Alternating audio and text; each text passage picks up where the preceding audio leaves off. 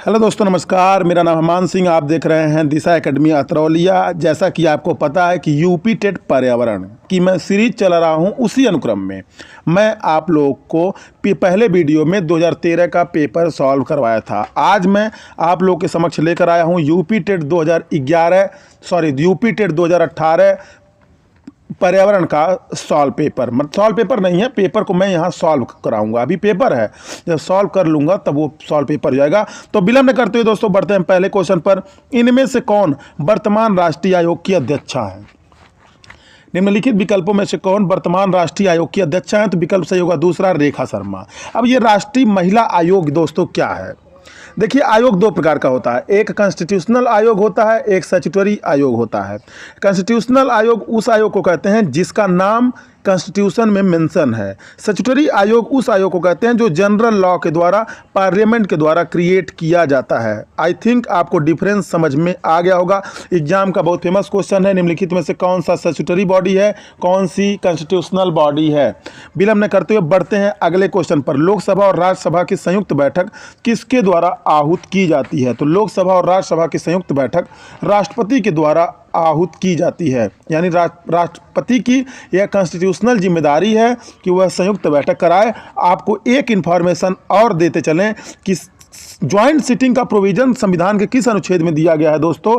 तो joint sitting अर्थात संयुक्त बैठक का प्रोविजन आर्टिकल 108 यानी 108 में दिया गया है।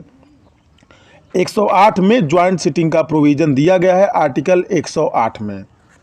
अब ज्वाइंट सिटिंग क्या होता है, इसकी आवश्यकता क्यों पड़ती है, ये पॉलिटी का विषय है। यहाँ हम पेपर सॉल्व करा रहे हैं। जब डिस्क्रिप्टिव क्लॉज चलाएंगे तब वहाँ पर आपको इसकी इन्फॉर्मेशन दे दी जाएगी।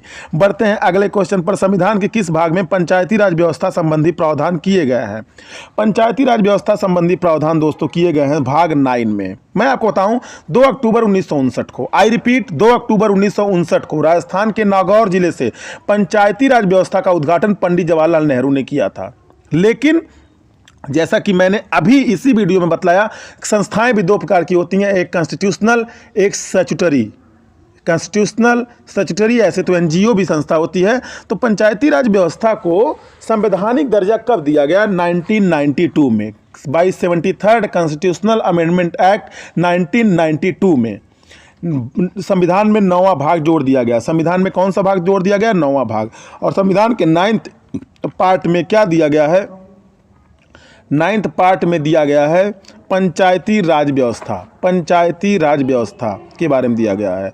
और by 74th constitutional amendment act 1992 के द्वारा संविधान में एक पार्ट और जोड़ा गया जिसका नाम है IXA अर्थात 9A। 9A में क्या है? 9A में नगर पालिकाएँ, जिन्हें अंग्रेजी में हम म्युनिसिपैलिटीज कहते हैं, इनका प्रोविज़न है। अर्थात एक होता है ग्रामीण स्थानीय स्वशासन, जिसे हम पंचायती राज व्यवस्था बोलते हैं। एक को बोलते हैं शहरी स्थानीय स्वशासन, यानी local self government, urban local self government, और उसके बाद रूरल लोकल सेल्फ गवर्नमेंट। तो रूरल लोकल सेल्फ गवर्नमेंट को हम पंचायती राज व्यवस्था कहते हैं और अर्बन लोकल सेल्फ गवर्नमेंट को हम नगर पालिकाओं की व्यवस्था कहते हैं। चूँकि 24 अप्रैल 1993 को ये दोनों एक्ट अच्छे से प्रभावी हो गए। कौन से एक्ट? दोनों, 73rd constitutional amendment act 1992 and 74th constitutional amendment act 1992 24 अप्रैल 1993 को प्रभावी हो गए। इसीलिए प्रत्येक वर्ष 24 अप्रैल को हम मनाते हैं पंचायती राज दिवस। क्या मनाते हैं? पंचायती राज दिवस। अब बढ़ते हैं दोस्तों अगले क्वेश्चन पर। 74वें संविधान संशोधन का संबंध किससे है? तो 74वें संविधान संशोधन का संबंध शहरी स्थानीय स्वशासन से है। शहरी स्थानीय स्वशासन को हम म्युनिसिपैलिटीज या नगर पालिकाएं भी कहते हैं। बाकी इन्फॉर्मेशन मैंने पिछले क्वेश्चन में आपको दे दी। बढ़ते हैं अगले क्वेश्चन पर। किस गैस के वर्षा के पानी में घुलने से वर्षा का पानी अम्लीय हो जाता है? Sulphur dioxide. जैसा कि आपको पता है, सल्फर डाइऑक्साइड एक एसिड रेन गैस है, यानी ऐसा गैस है जिसकी सहायता से अम्ल वर्षा प्रकृति के द्वारा की जाती है। एसिड रेन की बारिश होती है। तो सल्फर डाइऑक्साइड सबसे प्रमुख गैस है दोस्तों, और इसी कारण यह वर्षा के पानी में घुल जाता है, तो पानी अम्लीय हो जाता है, और वह पानी जब नीचे आता है उसी को हम कहते हैं अम्लीय पानी या अम्लीय वर्षा या एसिड रेन। तो विकल्प सही है चौथा। अब सल्फर डाइऑक्साइड का केमिकल फार्मूला दोस्तों SO2 होता है, SO2। बढ़ते हैं अगले प्रश्न पर।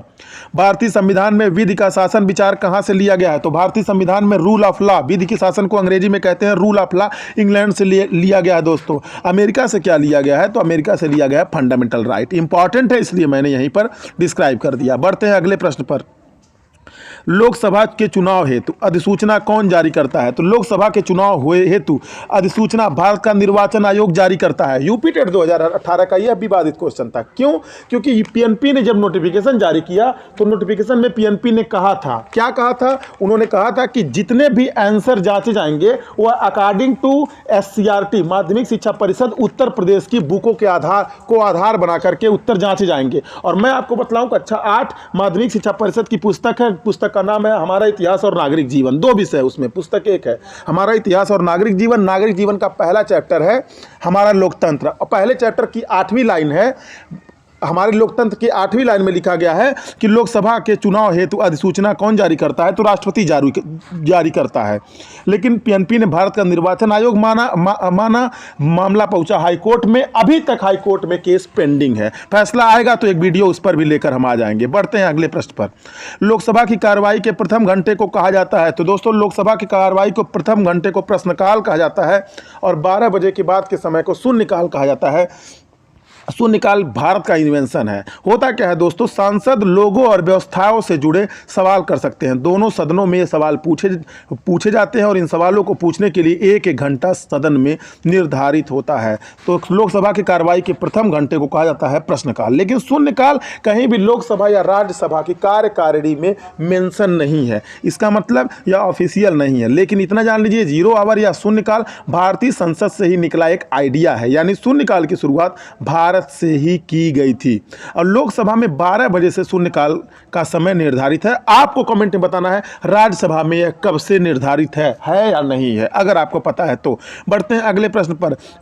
वर्षा जल संग्रहण क्या है? वर्षा जल संग्रहण को हम रेन वाटर हार्वेस्टिंग कहते हैं। अब रेन वाटर हार्वेस्टिंग अगर नाम से आप देखिए, रेन वाटर यानी रेन के वाटर को हार्वेस्ट करना है, उसको मतलब कल्टीवेट करना, जैसे खेत को हम कल्टीवेट करते हैं। तो विकल्प सही है दूसरा, वर्षा जल का जमाव और भंडारण। कुछ लोग पहला लगा देंगे, प्रयुक्त जल का संग्रहण नहीं। प्रयुक्त मतलब उपयोग, ऐसा जल जो यूज हो चुका है उसका हम फिर से भंडारण करके प्यूरिफिकेशन नहीं करते हैं, क्योंकि वो water directly water treatment plant में चला जाता है या सीवेज ट्रीटमेंट प्लांट में चला जाता है। सीवेज ट्रीटमेंट प्लांट के थ्रू नदियों में जाता है, फिर नदियों से वाटर ट्रीटमेंट प्लांट में भी आता है। तो वो विकल्प पहला नहीं सही होगा। आपको पता होगा treatment plant are of 2 type, कौन कौन से? सीवेज ट्रीटमेंट प्लांट और वाटर ट्रीटमेंट प्लांट।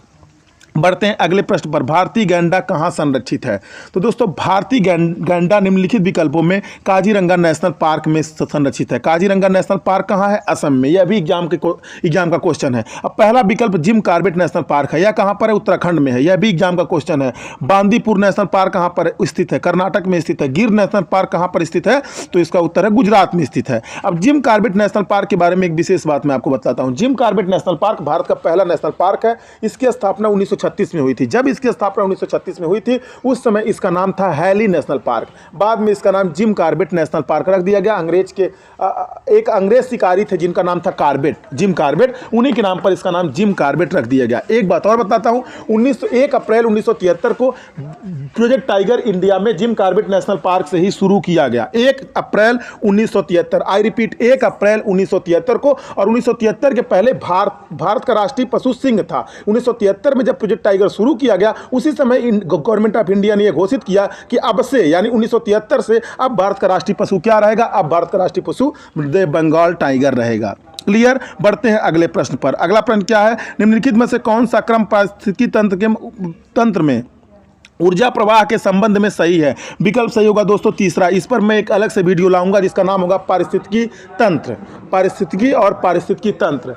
पारिस्थितिकी और पारिस्थितिकी अर्थतंत्र जब आप पढ़ेंगे तो आपको स्पष्ट हो जाएगा। पहले उत्पादक होता है, उत्पादक को उपभोक्ता खाता है, और अपघटनकर्ता या अपघटक एक अलग कंसेप्ट होता है। इसी क्रम में ये आप आपस में एक दूसरे को खाते हैं। तो विकल्प सही है तीसरा, विकल्प सही है तीसरा। बढ़ते हैं अगले प्रश्न पर। कौन सी ग्रीन हाउस गैस वातावरण में सबसे अधिक मात्रा में उपस्थित रहती है? तो अगर विकल्प में जलवाष्प होता, तो अगर विकल्प में जलवाष्प होता। प्रश्न पूछने का तरीका भी गलत है दोस्तों। क्यों? इसे पूछना चाहिए निम्नलिखित ग्रीन हाउस गैसों में सबसे अधिक मात्रा में कौन वातावरण में उपस्थित है। ये पूछ रहा है कौन सी ग्रीन हाउस गैस वातावरण में सबसे अधिक मात्रा में उपस्थित है।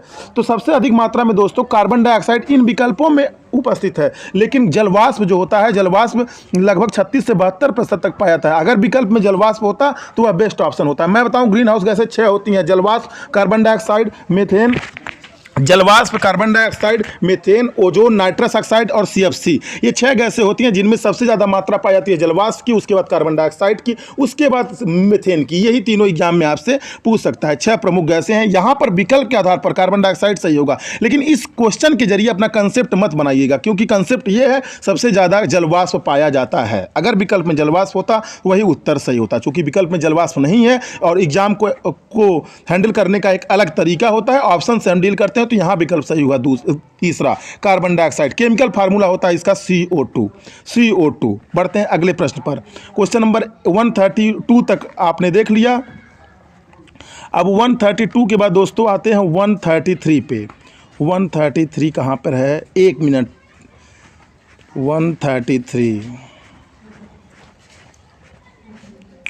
133 किस वर्ण की उपस्थिति के कारण पौधे हरे होते हैं? तो क्लोरोफिल की उपस्थिति के कारण पौधे हरे होते हैं। क्लोरोफिल की उपस्थिति के कारण पौधे दोस्तों हरे होते हैं। विकल्प सही है चौथा। मानवीय गतिविधियां जो पृथ्वी पर जलवायु परिवर्तन के लिए जिम्मेदार हैं, मानवीय गतिविधियां जो पृथ्वी पर जलवायु परिवर्तन के लिए जिम्मेदार हैं वो हैं कौन सी? उपयुक्त सभी। वनों को जलाना, कृषि क्रियाकलाप, एरोसोल कैन का उपयोग, इन सभी के कारण जलवायु में परिवर्तन हो रहा है। बढ़ते हैं अगले प्रश्न पर। यूफॉर्बिएसी फैमिली की कौन सी फसल बायोडीजल उत्पन्न करने के लिए जानी जाती है? जेट्रोफा। विकल्प सही होगा पहला। ये जान लीजिए बायोडीजल के लिए सबसे उपयुक्त पौधा इस समय जेट्रोफा है, लेकिन एक इन्फॉर्मेशन क्वेश्चन से ही निकल कर आए कि यह जो जेट्रोफा है यह किस फैमिली से संबंध रखता है? तो यूफॉर्बिएसी फैमिली से संबंध रखता है। बढ़ते हैं अगले क्वेश्चन पर। अगला क्वेश्चन है जड़ी बूटियों की रानी भारत की सबसे पवित्र, जड़ी बूटियों की रानी भारत की सबसे पवित्र जड़ी बूटी है, यानी जड़ी बूटियों की रानी भारत की सबसे पवित्र जड़ी बूटी है। इस औषधीय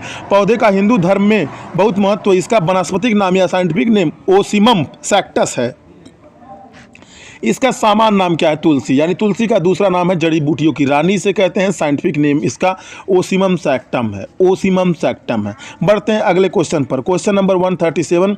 पीने के लिए सुरक्षित पानी को क्या कहते हैं? पीने के लिए सुरक्षित पानी को पीने योग्य पानी इंग्लिश में इसे पोटेबल वाटर कहते हैं। इंग्लिश में इसे पोटेबल वाटर कहते हैं। आशुद्ध जल को डिस्टिल्ड वाटर कहते हैं। ताज़ा जल को फ्रेश वाटर कहते हैं। तो पीने वाले पानी को पीने योग्य, पीने के लिए सुरक्षित पानी को पीने योग्य पानी कहते हैं।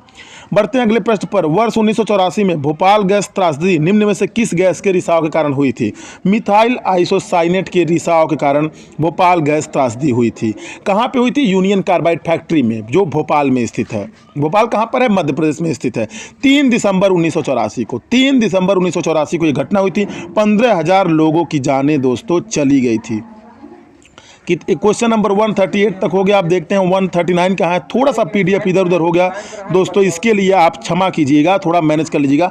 बढ़ते हैं अगले प्रश्न पर। विश्व पर्यावरण दिवस कब मनाया जाता है? विश्व पर्यावरण दिवस 5 जून को मनाया जाता है। 5 जून को ही विश्व पर्यावरण दिवस क्यों मनाया जाता है? क्योंकि मानव पर्यावरण पर कोई पहली भी अंतर्राष्ट्रीय बैठक 5 जून 1972 को स्टॉकहोम में आयोजित की गई थी। किसके द्वारा आयोजित की गई थी? संयुक्त राष्ट्र संघ के द्वारा मानव पर्यावरण पर पहली कोई बैठक 5 जून 1972 को ऑर्गेनाइज की गई थी। और उसी सम्मेलन में सभी देशों ने यह निर्णय लिया कि अगले वर्ष से प्रतिवर्ष हम 5 जून को पर्यावरण दिवस मनाएंगे। लेकिन उसी के फलस्वरूप 1973 से प्रतिवर्ष 5 जून को विश्व पर्यावरण दिवस मनाया जाता है। 16 सितंबर को क्या मनाते हैं? तो ओजोन दिवस मनाते हैं। बढ़ते हैं अगले प्रश्न पर। MS स्वामीनाथन हैं एक, विकल्प सही होगा दूसरा, कृषि वैज्ञानिक थे। कृषि वैज्ञानिक थे। MS स्वामीनाथन को भारत में हरित क्रांति का जनक कहा जाता है, means father of green revolution in India. MS Swaminathan. और अंतर्राष्ट्रीय स्तर पर, यानी अंतर्राष्ट्रीय स्तर पर ग्रीन रिवॉल्यूशन या हरित क्रांति का जनक किसे कहते हैं, तो उनका नाम है नॉर्मन बोरलैग, नॉर्मन बोरलैग। बढ़ते हैं अगले क्वेश्चन पर। Wild life institute of India, wild life institute of India कहाँ स्थित है, तो wild life institute of India Dehradun में स्थित है। इसीलिए मैं आप लोगों को इंग्लिश भी बतलाता हूँ, हिंदी भी बतलाता हूँ। क्यों? क्योंकि कभी कभी नाम डायरेक्ट इंग्लिश में पूछ लेता है, कभी कभी नाम डायरेक्ट हिंदी में पूछ लेता है। जब इंग्लिश में पूछता है तो हिंदी नहीं लिखता है, हिंदी में पूछता है तो इंग्लिश नहीं लिखता है। ये इंग्लिश लिखा गया है, हालांकि जो इसकी लिपि है वो हिंदी है, लेकिन ये वाक्य अंग्रेजी का ही है। देहरादून कहाँ है? उत्तराखंड में है। बढ़ते हैं अगले प्रश्न पर। प्रकाश संश्लेषण के द्वारा हरे पौधे निम्न में से किसे सोख लेते हैं, तो कार्बन डाइऑक्साइड को हरे पौधे सोख लेते हैं, कार्बन डाइऑक्साइड को सोख लेते हैं। प्रकाश संश्लेषण के ऊपर और सौरमंडल के ऊपर मैं अलग से एक वीडियो लेकर आऊँगा, घबराने की जरूरत नहीं है। अपशिष्ट उत्पादों को खाने वाले जीवों को कहा जाता है मृतक भक्षी, डर्टी वोरस कहा जाता है। मृतक भक्षी की इंग्लिश होती है डर्टी वोरस। अपशिष्ट पदार्थों को खाने वाले जीवों को मृतक भक्षी कहते हैं। मृतक मतलब जो मर गया है, जो अपशिष्ट है उसको, भक्षी मतलब खाने वाला। तप्त भूमि जल से निम्न से किस प्रकार की ऊर्जा प्राप्त होती है, तो तप्त भूमि जल से भूतापी ऊर्जा, जिसे अंग्रेजी में कहते हैं जियोथर्मल एनर्जी, जियोथर्मल एनर्जी प्राप्त होती है। विकल्प सही है तीसरा। कितना हो गया दोस्तों? 144 हो गया। 145 पे आते हैं अब। 16 घास स्थल कहाँ पाए जाते हैं, तो 16 घास स्थल पश्चिमी घाट में पाए जाते हैं। 16 घास स्थल पश्चिमी घाट में पाए जाते हैं। जहाँ पर जितनी इन्फॉर्मेशन एक्स्ट्रा रिक्वायर्ड है या मेरे अनुसार मुझे लगता है कि एग्जाम ओरिएंटेड है, वहाँ पर मैं इन्फॉर्मेशन आपसे शेयर कर रहा हूँ। जहाँ पर मुझे लग रहा है कि केवल क्वेश्चन का आंसर जो है वही आपके लिए इंपॉर्टेंट है, वहाँ पर वही शेयर कर रहा हूँ। भारत में पेलिकन पक्षी कहाँ पर प्रजनन करते हैं, तो यहाँ पर विकल्प सही है चौथा, उपयुक्त सही। मेरे अनुसार चौथा सही है। कुछ लोग केवल नेलापट्टू बोलते हैं, लेकिन नेलापट्टू को तुमकुलम को कारे बेलूर, ये तीनों आंध्र प्रदेश के गांव है और तीनों काफ़ी फेमस है पेलिकन पक्षी के प्रजनन के लिए। अब पेलिकन पक्षी भारत में आते कहाँ से? साइबेरिया से। साइबेरिया क्या है? रसिया का एशिया वाले पार्ट को हम साइबेरिया बोलते हैं। आई रिपीट, रसिया के एशिया वाले पार्ट को हम साइबेरिया बोलते हैं। जब वहाँ पर बहुत ठंड पड़ने लगती है, बर्फ गिरने लगते हैं, तो वहाँ से पक्षी भ्रमण करके इंडिया में आते हैं और यहीं पर प्रजनन और अपनी कुछ क्रियाएँ वो संपादित करते हैं। बढ़ते हैं अगले प्रश्न पर। मिनीमता रोग ऐसी मछली के खाने से होता है जिसमें अधिक मात्रा में पाया जाता है पारा। एक मछली होती है उसमें अधिक मात्रा में पारा पाता है। इसके ऊपर एक लंबी कहानी है, 5 मिनट का समय लग जाएगा, वीडियो लंबा हो रहा है, इसलिए इसको आज यहीं पर होल्ड करते हैं। फिलहाल आप पारा जानिए। जापान का एक सागर है, वहीं पर पारा की अधिकता पाई जाती है। वहाँ की मछलियों में पारा की अधिकता पाई जाती है। वहाँ की मछलियों को खाने से मिनीमाता रोग हो जाता है। इसके ऊपर एक कहानी है, उसको मैं शेयर करूँगा, कभी टाइम मिलेगा तब। ओजोन परत का अधिकतम ह्रास निम्न में से किस पर हुआ है, तो ओजोन परत का अधिकतम ह्रास दोस्तों कहाँ पर हुआ है? दक्षिणी ध्रुव में हुआ है। क्योंकि आपने पढ़ा होगा अंटार्कटिका में ओजोन परत सबसे पतली हो गई है, ये एक अर्थ है। यहाँ पर ये इक्वेटर है, इक्वेटर को 0 डिग्री लाइन बोलते हैं। ऊपर ट्रॉपिक ऑफ कैंसर है, इसे हम 23.5 डिग्री नॉर्थ लाइन बोलते हैं। नीचे ट्रॉपिक ऑफ कैप्रिकॉर्न है, जिसे हिंदी में हम कहते हैं मकर रेखा। ऊपर वाले को हिंदी में कहते हैं कर्क रेखा, बीच वाले को भूमध्य रेखा कहते हैं।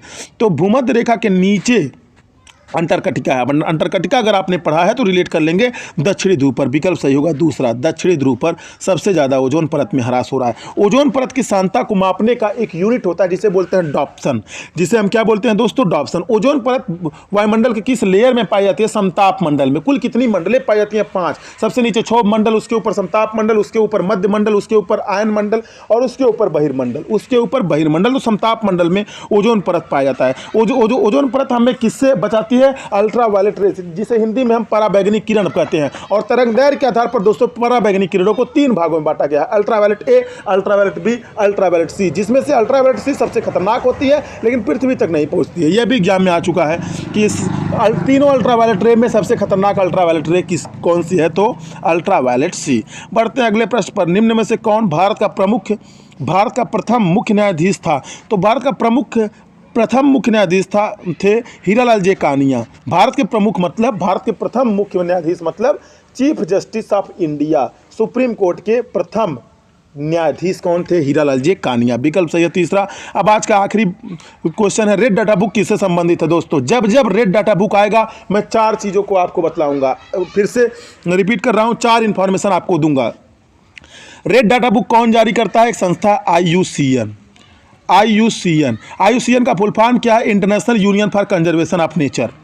International union for conservation of nature IUCN का फुल फॉर्म है। इसकी स्थापना कब हुई थी? 5 अक्टूबर 1948 को। जब इसकी स्थापना 5 अक्टूबर 1948 को हुई थी तो इसका फुल फॉर्म था IUPN, international union for protection of nature, इसका फुल फॉर्म था। इस समय इसका नाम है IUCN।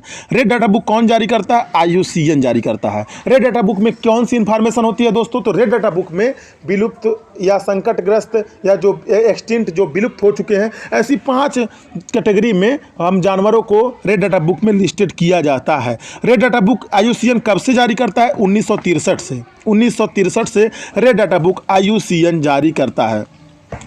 अब IUCN की एक सहयोगी संस्था है, IUCN की एक सहयोगी संस्था है जिसका नाम है WWF का फुल फॉर्म भी एग्जाम में पूछ लेता है, world wild life fund for nature.